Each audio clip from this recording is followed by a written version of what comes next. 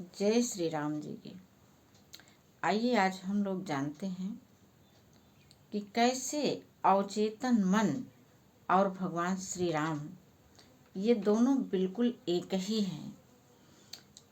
नाम अलग अलग हो गए हैं।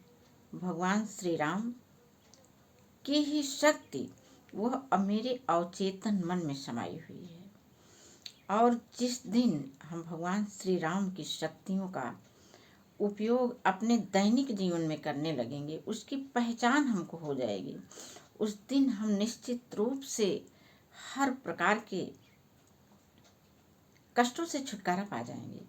आजकल हम सभी लोगों के सामने दो तीन चीज़ें बड़ी मुख्यतया हमारी आवश्यकता में शामिल होती हैं।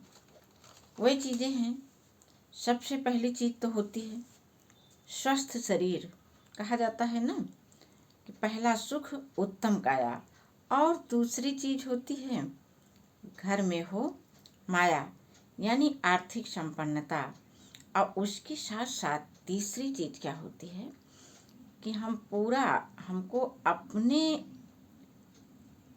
सुख संपन्नता और वैभव का एहसास हो कि सबसे बड़ी शक्ति और स्रोत तो मेरे पास ही है। मैं जो कुछ भी चाहूंगी मुझे वह मिल ही जाएगा, और उसका मैं भरपूर उपयोग तो करूं लोक हित में, जन कल्याण में। तो वह स्रोत से हमारा जुड़ाव हमेशा बना रहता है। तो आइए आज हम लोग जानते हैं कि किस प्रकार अवचेतन मन या भगवान श्री राम की सहायता से हम अपने शरीर के सारे रोगों से छुटकारा पा सकते हैं। अरे सोचिए कि जब हम स्वस्थ थे, अच्छे थे और बीमार हुए, तो क्या अब बीमारी नहीं जाएगी? जब मेरा स्वास्थ्य जा सकता है तो बीमारी भी तो जा सकती है। यानी हम अस्वस्थ हो सकते हैं तो स्वस्थ भी हो सकते हैं। बस यही संकल्प हम लोगों को अपने मन में धारण करना है, और बहुत अधिक चर्चा को न बढ़ाते हुए बस इतना ही आप लोग जान लीजिए, इतना ही अपने मन में ध्यान रखिए कि हम पूरी तरह से स्वस्थ हो सकते हैं भगवान श्री राम और अवचेतन मन की सहायता से। और ये दोनों शक्तियाँ हमारे मन में कब काम करती हैं हमारे साथ में? जब हम इनसे जुड़े रहते हैं, और जब हम कट जाते हैं तमाम सांसारिक चक्करों में पड़ करके और इनको भूल जाते हैं, तब फिर लोगों के कहने में आ गए कि अरे ये बीमारी तो उनको हो गई थी, ठीक ही नहीं हुई, ऐसा हुआ, फिर हमारी हैंडल मुड़ गई उस तरफ। जब हम अपने मन में भगवान श्री राम को महसूस करते रहते हैं तो ये हो सकता है कि हम बिल्कुल जो है, हमारे पास से बीमारी जैसे आई है अपने आप चली जाएगी। कैसे चली जाएगी, आइए इसको एक उदाहरण से समझते हैं। देखिए, सुख और दुख इनको कोई रोक नहीं सकता है। ये दोनों तो जीवन के मुख्य अंग हैं ही है, जैसे दिन और रात।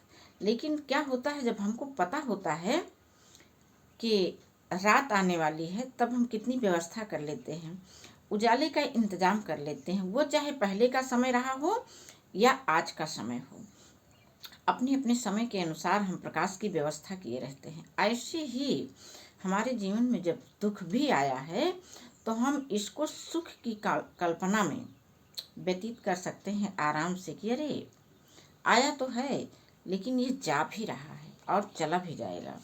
बस यही इतनी कल्पना हमको दिन में 2 बार या जितनी बार भी हम कर सकते हो उतनी बार कर लें तो बहुत ही अच्छा होगा। लेकिन मुख्यतया 2 बार रात में जब हम सोने जा रहे हैं, मेरी आँखें झपकी ले रही हैं, उस समय में बिल्कुल बस यही कि अगली सुबह मैं जब जगूंगी तो मैं पूरी तरह से स्वस्थ ही रहूंगी।